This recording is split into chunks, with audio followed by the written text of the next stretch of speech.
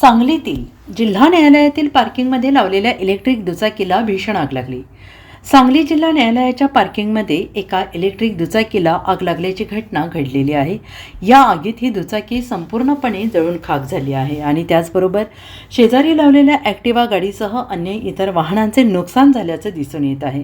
भर दुपारी घडलेल्या आगीच्या घटनेनं न्यायालयात आलेल्या पत्रकारांची चांगलीच धावपळ उडाली आहे। न्यायालयातील नियुक्त सुरक्षा रक्षकांनी धाव घेत इमारतीमधील आग विरोधी उपकरणांच्या सहाय्यानं फवाऱ्याने आग आटोक्यात आणलेली आहे। आगीचे निश्चित कारण समजू शकलेले नाही, पण शॉर्ट सर्किटने आग लागल्याची शक्यता वर्तवण्यात येते आहे।